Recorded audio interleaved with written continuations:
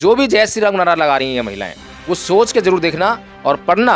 संविधान को साइड में रख दो। जितने भी आज तू जिंदगी में सुबह से लेकर शाम तक जितने भी अधिकार से जी रही है, जितनी स्वतंत्रता जी रही है, अच्छे कपड़े पहन रही है या अच्छे मकान रह रही है, अच्छा पति मिला है, पढ़ लिख रही है, वो सारे अधिकारों को एक बार साइड में कर देना।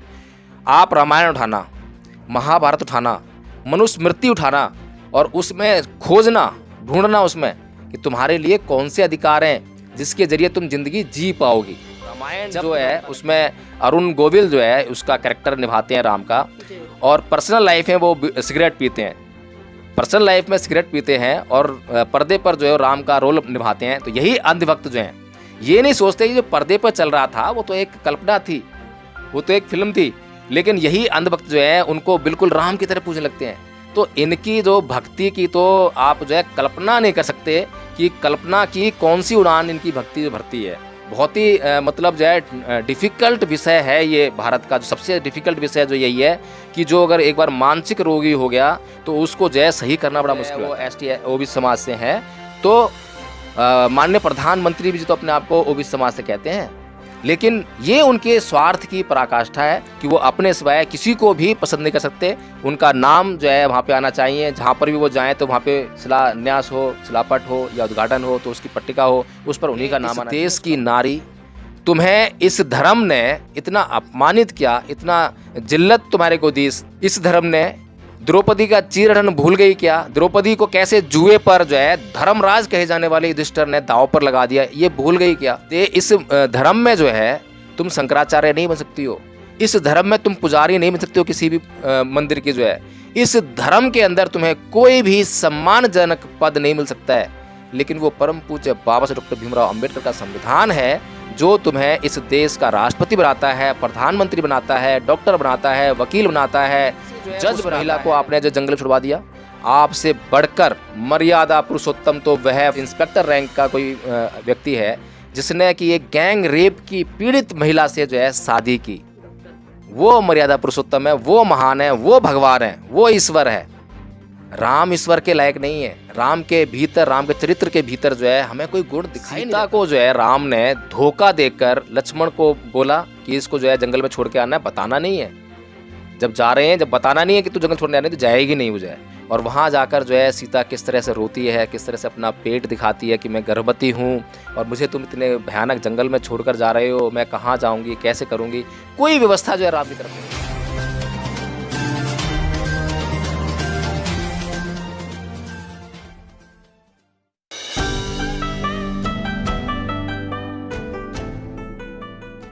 नमस्कार, आप देख रहे हैं एनबी न्यूज 24x7 नीलम बोध के साथ। साथियों, कल पूरा दिन आपने जिस तरह से अयोध्या में राम मंदिर का प्रकरण देखा, तमाम साधु संतों को देखा, माननीय प्रधानमंत्री को देखा, योगी जी को देखा, मोहन भागवत जी को देखा, यहाँ तक कि फिल्म जगत से आने वाले बड़े बड़े अभिनेता और अभिनेत्रियों को देखा, इसी के साथ साथ अंबानी और अनीता अंबानी को भी देखा। लेकिन साथियों, हमने एक चीज बहुत बड़े स्तर पर कल मिस की, और जिसकी हम अक्सर बात करते हैं कि जाति है कि जाति नहीं। जी हाँ साथियों, आप मेरी बात से समझ गए होंगे कि मैं किस दिशा में बात करने वाली हूँ। और आज मेरे साथ में एडवोकेट जय भीम प्रकाश जी, उन्हीं से जानना चाहूंगी, सर इस भारत देश में आखिर दलितों से, पिछड़ों से, आदिवासियों से इस देश के प्रधानमंत्री को और भारतीय जनता पार्टी को और खासकर आरएसएस को ऐसी क्या दिक्कत है कि जब भी कोई बड़ा व भव्य कार्यक्रम होता है तो दलितों की अनदेखी की जाती है? और दलितों की नहीं कहूंगी यहाँ पर मैं, जो सर्वश्रेष्ठ पहला स्थान है भारत में, देश की माननीय राष्ट्रपति महामहिम द्रौपदी मुर्मू जी। जिस तरह से हमने देखा अयोध्या में जो राम मंदिर है उसका शिलान्यास हुआ, तो जब पूर्व राष्ट्रपति रामनाथ कोविंद जी, उनको निमंत्रण नहीं दिया गया था। और अभी पिछले दिनों में जिस तरह से हमने देखा राम भवन का उद्घाटन हुआ, तो वर्तमान में जो राष्ट्रपति हैं द्रौपदी मुर्मू जी, उनको नहीं बुलाया गया। और अभी जिस तरह से अयोध्या में जो प्राण प्रतिष्ठा का कार्यक्रम हुआ, विभिन्न देश के लोग वहां पर आए, बहुत सारी महिलाएं वहां पर आई, लेकिन क्या बात है कि देश की प्रथम नागरिक राष्ट्रपति द्रौपदी मुर्मू जी को नहीं बुलाया गया। देखिए नीलम जी, बहुत अच्छी बात आपने कही है, और वहाँ पर बहुत सारी महिलाएं बड़े जोर से चिल्ला रही थी जय श्री राम, जय श्री राम, लेकिन वो अपनी ही अस्मिता को भूल गई, वे अपने ही हक अधिकार को भूल गई। वे भूल गई कि राम जो है, राम के साथ में सीता भी थी। राम की मूर्ति है तो सीता की मूर्ति कहाँ गई, सीता की मूर्ति क्यों नहीं है? तो ये जो महिलाएं हैं जो नारा लगा रही हैं जय श्री राम, जय श्री राम, गला फाड़ रही थी कल जो है, बिल्कुल भूल गई कि जो जय श्री राम आप नारा लगा रही हैं, उसी जय श्री राम ने वाल्मीकि रामायण उठा के पढ़ना, रामचरितमानस मत पढ़ना। मैं फिर से बोल रहा हूँ, क्योंकि आप लोगों को जो है रामचरितमानस ही पढ़ाया जाता है, उसका सुंदरकांड पढ़ाया जाता है, और वाल्मीकि रामायण आपको कभी पढ़ाई नहीं जाती है। वाल्मीकि रामायण पढ़ना, मेरे पास जो है ये गीता प्रेस की वाल्मीकि रामायण रखी हुई है, गीता प्रेस, जो कि ऑथेंटिक है, हिंदुओं की प्रेस जो है। और इसमें से आप जो पढ़िए, इसमें क्या क्या लिखा हुआ है, किस तरह से सीता को जो है राम ने धोखा देकर लक्ष्मण को बोला कि इसको जो है जंगल में छोड़ के आना है, बताना नहीं है। जब जा रहे हैं, जब बताना नहीं है कि तू जंगल छोड़ने आने, तो जाएगी नहीं वो जो है। और वहाँ जाकर जो है सीता किस तरह से रोती है, किस तरह से अपना पेट दिखाती है कि मैं गर्भवती हूँ और मुझे तुम इतने भयानक जंगल में छोड़कर जा रहे हो, मैं कहाँ जाऊँगी, कैसे करूँगी। कोई व्यवस्था जो है राम की तरफ से नहीं है। तो उस राम के आप जो जय श्री राम के नारे लगा रही थी, और वो जय श्री राम जिसने एक महिला की अग्नि परीक्षा ली। महिला की अग्नि परीक्षा क्यों ली थी? ताकि उस पर विश्वास लाया जा सके कि ये पवित्र है। हालांकि कोई भी महिला को अगर आप अग्नि में उतारेंगे तो वो जिंदा नहीं बचेगी, वो जलकर राख हो जाएगी। लेकिन फिर भी इनकी कल्पनाएं हैं, इनकी कहानियां हैं, मान लेते हैं कि परीक्षा ले भी ली, तब तो विश्वास आना ही चाहिए था। फिर वो सीता नहीं, सीता माता है? तो वो सीता माता है और आपके लिए इतनी पूजनीय है, तो राम ने फिर ऐसा कौन सा कारण हुआ कि उस पर अविश्वास लेकर आया? राम का संबंध पत्नी से था। राम का संबंध पत्नी से था, तो पत्नी का होने के कारण जो एक कर्तव्य बनता था। बेशक जो है आसक्ति ना रखते, लेकिन कर्तव्य तो बनता था। आपने जो है किसी भी संसार के किसी भी व्यक्ति के कहने पर कैसे जो है उस महिला को आपने जो जंगल में छुड़वा दिया? आपसे बढ़कर मर्यादा पुरुषोत्तम तो वह फौजी है या मेरे ख्याल से इंस्पेक्टर रैंक का कोई व्यक्ति है, जिसने कि एक गैंग रेप की पीड़ित महिला से जो है शादी की। वो मर्यादा पुरुषोत्तम है, वो महान है, वो भगवान है, वो ईश्वर है। राम ईश्वर के लायक नहीं है। राम के भीतर, राम के चरित्र के भीतर जो है हमें कोई गुण दिखाई नहीं देता। बाली को छल कपट से मारते हैं, रावण को छल कपट से मारते हैं। कोई भी ऐसा युद्ध नहीं लड़ा उन्होंने जो बिना छल कपट के उन्होंने जीत लिया हो। शंभू की हत्या करते हैं, जाति आधार पे करते हैं कि वो जाति से शूद्र है, इसलिए उसकी गर्दन काट देते हैं। तो मुझे समझ में नहीं आता कि हे इस देश की नारी, तुम्हें इस धर्म ने इतना अपमानित किया, इतना जिल्लत तुम्हारे को दी। इस धर्म ने द्रौपदी का चीरहरण भूल गई क्या? द्रौपदी को कैसे जुए पर जो है धर्मराज कहे जाने वाले युधिष्ठिर ने दांव पर लगा दिया, ये भूल गई क्या? है तुम्हें इस धर्म में जो है तुम शंकराचार्य नहीं बन सकती हो। इस धर्म में तुम पुजारी नहीं बन सकते हो किसी भी मंदिर की जो है। इस धर्म के अंदर तुम्हें कोई भी सम्मानजनक पद नहीं मिल सकता है। लेकिन वो परम पूज्य बाबा साहब डॉक्टर भीमराव अंबेडकर का संविधान है जो तुम्हें इस देश का राष्ट्रपति बनाता है, प्रधानमंत्री बनाता है, डॉक्टर बनाता है, वकील बनाता है, जज बनाता है। लेकिन सर, संविधान तो ये तमाम हक अधिकार दे देता है, लेकिन जब धर्म की बात आती है तो धर्म एक राष्ट्रपति को भी अपमानित कर देता है। ये नहीं भूलना चाहिए, खासकर इस देश की महिलाओं को। देखिए, ये खाली जाति का मामला नहीं है, ये है रामचरितमानस की वो चौपाई जिस पर पीछे बहुत तांडव हुआ है। ढोल छुत पशु गवार और नारी, ये ताड़न के अधिकारी। ये जो चौपाई है तुलसीदास जी की, इसमें जो है दो मनुष्य के दो वर्गों को विशेष तौर पर टारगेट किया है। पहला है शूद्र और दूसरा है नारी। तो नारी चाहे किसी भी जाति की हो, चाहे वो द्रौपदी मुर्मू बेशक ओबीसी समाज से है, एसटी समाज से, एस समाज से, फर्क नहीं पड़ता, लेकिन वो महिला भी तो है। महिला होकर जो है वो जो है कैसे सम्मान पालेगी? दूसरा ये है कि जिस तरीके से इस राम मंदिर का शिलान्यास हुआ था और वहाँ पर पूर्व राष्ट्रपति रामनाथ कोविंद जी को निमंत्रण नहीं दिया गया था, इसी प्रकार से अभी जो ये राम मंदिर का उद्घाटन हुआ है, इसमें भी जो अभी वर्तमान राष्ट्रपति हैं द्रौपदी मुर्मू जी, उनको निमंत्रण नहीं दिया गया है। कारण स्पष्ट है, ये समझना चाहिए हमें कि राष्ट्रपति जो है देश का प्रथम नागरिक होता है। अगर राष्ट्रपति और प्रधानमंत्री किसी भी समारोह में या किसी भी कार्यक्रम में वहां जाते हैं तो अतिथि के रूप में अगर मुख्य अतिथि बनेगा तो राष्ट्रपति बनेगा, प्रधानमंत्री कभी नहीं बन सकता। अगर शिलापट लगेगी तो उस पर नाम जो है राष्ट्रपति का आएगा कि राष्ट्रपति के हाथों उद्घाटन हुआ, और उद्घाटन करने का अधिकार केवल और केवल अगर राष्ट्रपति भी वहां मौजूद है उसमें और प्रधानमंत्री भी मौजूद है तो राष्ट्रपति को ही अधिकार है उसका उद्घाटन करने का, क्योंकि प्रथम नागरिक है, वो प्रधानमंत्री से ऊंचा पद रखता है संविधान के अंदर। तो इसीलिए जानबूझकर, ताकि अगर द्रौपदी मुर्मू जी आएंगी या रामनाथ कोविंद जी आएंगे तो शिलापट पर नाम किसका आएगा? इसका शिलान्यास किसने किया? रामनाथ कोविंद जी ने किया। इसका उद्घाटन किसने किया राम मंदिर का? ये द्रौपदी मुर्मू जी किया। अब उस नाम को कौन बर्दाश्त करेगा? एक तो महिला का नाम, दूसरा फिर इस जाति से आने वाले लोगों का नाम जो है। फिर तीसरी बात ये है कि प्रधानमंत्री खुद इतने अहंकारी हैं, इतने स्वार्थी हैं कि वो अपने अलावा दूसरों को पसंद ही नहीं कर सकते। तो वो अपना नाम जो है हर जगह चाहते हैं। अगर मैं बात करूं कि वो द्रौपदी मुर्मू जो है वो एसटी ओबीसी समाज से हैं, तो माननीय प्रधानमंत्री भी जो तो अपने आप को ओबीसी समाज से कहते हैं।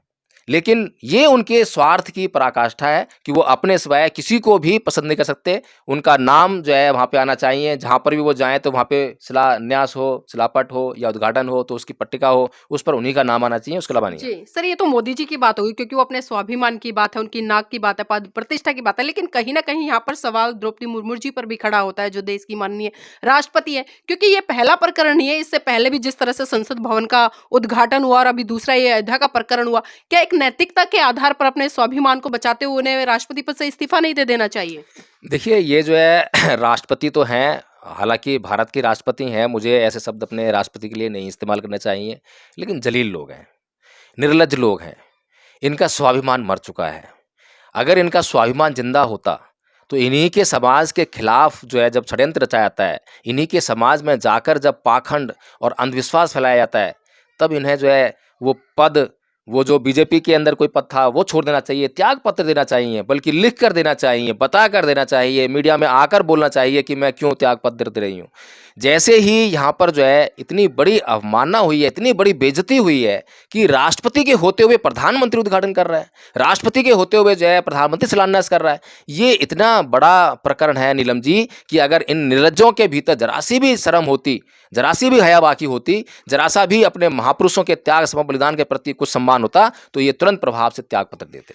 सर जिस तरह से हम देखते हैं कि बीजेपी लगातार बात करती है महिलाओं के सम्मान की और खासकर अगर मैं बीजेपी में तथाकथित जितनी भी महिलाएं, चाहे वो सांसद है, विधायक है, मंत्री है, कुछ भी XYZ, लेकिन उन्होंने भी इस बात को नहीं उठाया और एक बार भी ये नहीं सोचा कि महिला की अस्मिता है, उसको बचाने के लिए तो कम से कम हमें द्रौपदी मुर्मू जी के फेवर में उतरना चाहिए। तो क्या लगातार महिलाओं को हाशिए पर धकेला जाएगा सर आज भी संविधान होने के बाद?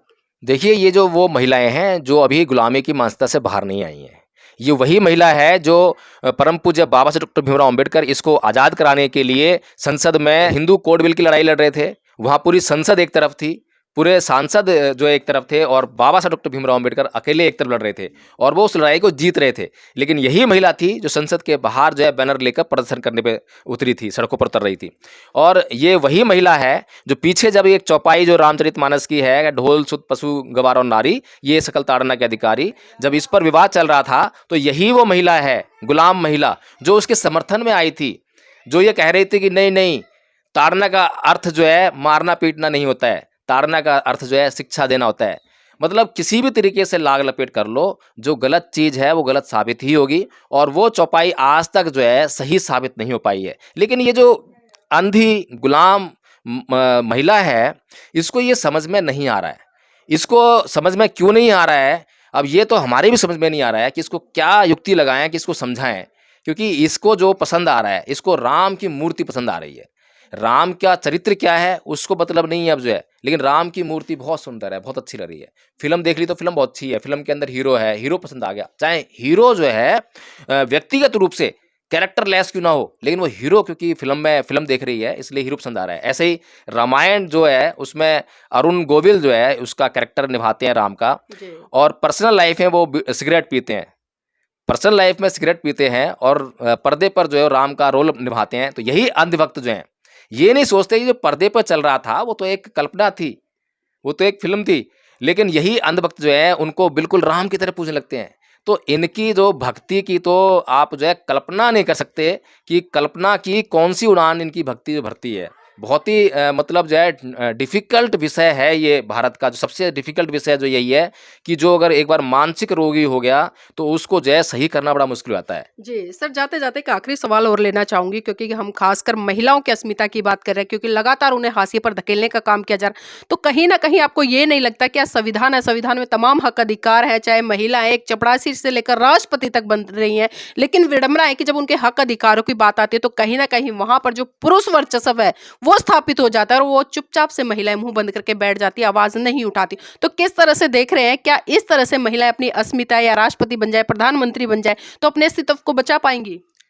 देखिए आपने बिल्कुल सही बात कही है। और जो महिलाएं जय श्री राम का नारा लगा रही हैं कल जो है, तो मैं उनसे ये चाहूँगा कि आप जो है बाबा साहब डॉक्टर भीमराव अम्बेडकर का जो लिखा हुआ संविधान है, जिसको आरएसएस मानने से इनकार करती है, हिंदू लोग जो है मानने से इनकार करते हैं, क्योंकि वो चाहते हैं कि ये राष्ट्र जो है हिंदू राष्ट्र बन जाए। और साफ-साफ आपको ये सुनाई पड़ता है कि वो चाहते हैं कि इस देश में मनुस्मृति लागू हो। हिंदुओं का जो संविधान है, हिंदुओं का संविधान है, ऐसा जो है वहाँ पर जो मनु मंदिर है मनाली में, वहाँ लिखा हुआ है जी। कि विश्व का सबसे पहला संविधान करके, मतलब बड़ी-बड़ी लंबी-लंबी फेंकी हुई है।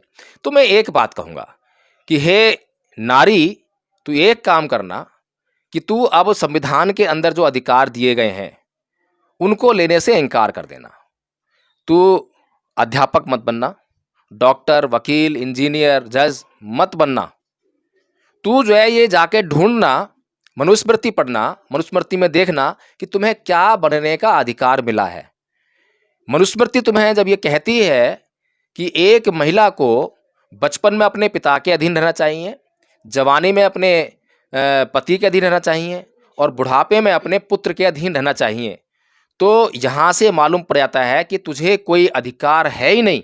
ना तू अध्यापक बन सकती है, चपरासी भी नहीं बन सकती है मनुस्मृति के हिसाब से। तो सिर्फ घर में रहकर चौका बर्तन कर सकती है, और चौका बर्तन करते करते अगर तेरे पति की मृत्यु हो गई गलती से, तो तुझे सती करने का भी प्रोविज़न हिंदू धर्म में है। तुरंत जो है जैसी तेरी मांग का सिंदूर मिटा, वैसे ही तू जो है चिता पर बैठेगी साथ में उसके, और वहाँ से बच गई तो तेरी ज़िंदगी इतनी झंझुम होने वाली है, तुझे ना मेंटेनेंस का अधिकार है, ना तुझे दूसरी शादी करने का अधिकार है, तुझे कोई अधिकार ही नहीं है।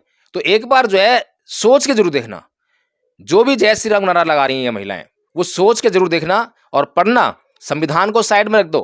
जितने भी आज तू जिंदगी में सुबह से लेकर शाम तक जितने भी अधिकार से जी रही है, जितनी स्वतंत्रता जी रही है, अच्छे कपड़े पहन रही है या अच्छे मकान रह रही है, अच्छा पति मिला है, पढ़ लिख रही है, वो सारे अधिकारों को एक बार साइड में कर देना।